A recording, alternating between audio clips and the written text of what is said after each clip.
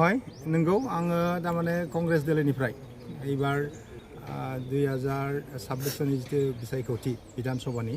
बे बिधानसभानि बिसायख'थिनि कंग्रेस दलनिफ्राय आङो बिजाथि महरै मोननो थाखाय आर'जलाइ होदों आरो जुदि कंग्रेस दला आंखौ बिजाथि महरै आंखौ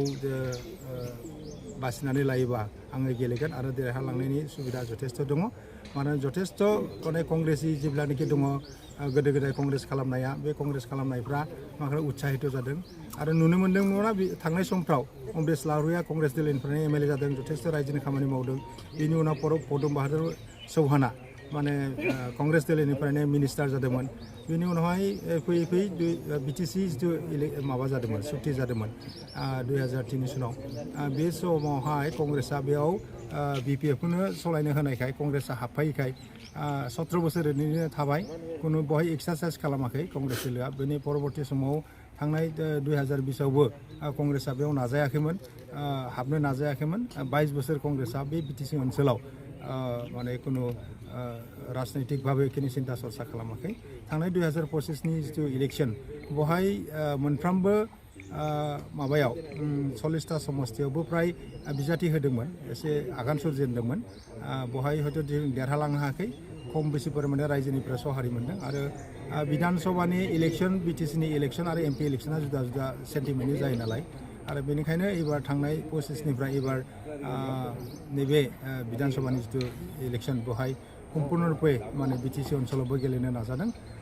बेनिखायनो जों आसा खालामदों जोङो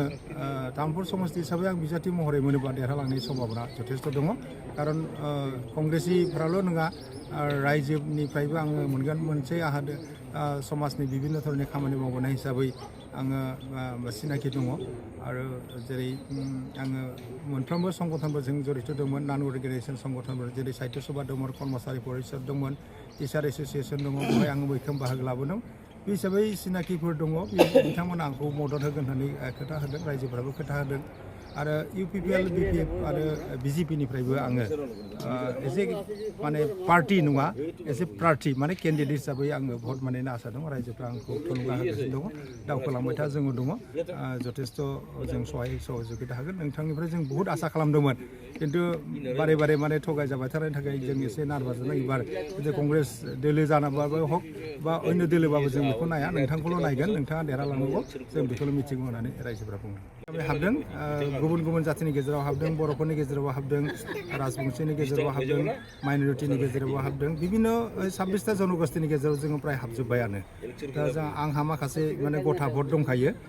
गथा भट थायोब्ला आङो बे गथा भटखौ आङो मोनगोन जोङो फुल मेलाकर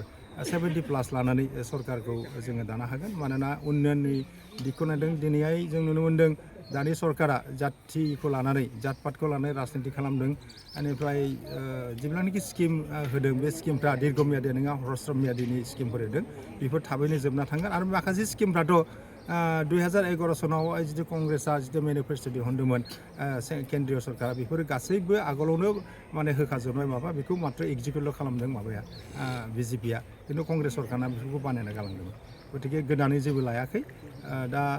जितु असमनि मुख्यमन्त्रि बिथाङा जिखिनि आसनिफोर जों धार लानानै देशखौ बेसेबां बा रायजोखौ बेसेबां दिन सालायलांबाय थागोन बेखौ